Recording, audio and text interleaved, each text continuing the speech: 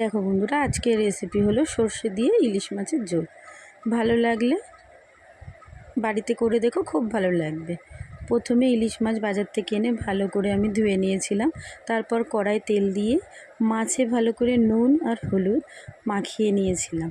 মাখিয়ে নেওয়ার পর তেলটা যখন গরম হয়ে গেল কড়ার, তখন এক এক করে আমি মাছগুলি ভালো করে ভেজে নিলাম। ভালো করেও বলবো না, একটু কাঁচা কাঁচা মতনই হালকা করে ভেজে নিলাম, কেন ইলিশ মাছটা বেশি কাঁচাতেই স্বাদ লাগে আমাদের বাড়িতে, তো একটু হালকা না ভাজলে কেউ খেতে চায় না। তারপরে দেখো বন্ধুরা, কড়াই ইলিশ মাছ থেকে একটু তেল বেরিয়েছিল, কড়ার মধ্যে কালো জিরে দিয়ে বেগুনটা দিয়ে দিলাম। বেগুন দিয়ে ইলিশ মাছের ঝোল হবে বলে তারপরে নুন দিয়ে হলুদ দিয়ে ভালো করে নেড়ে ছেড়ে একটু জল দিয়ে দিয়েছিলাম অল্প করে, যে ওটা যতক্ষণ ফুটুক। তারপরে আমি কিছুটা কালো সর্ষে আর সর্ষের মধ্যে নুন দিয়ে দিয়েছিলাম যাতে তিতো না হয়। ভালো করে বেটে নিয়েছিলাম শিলে।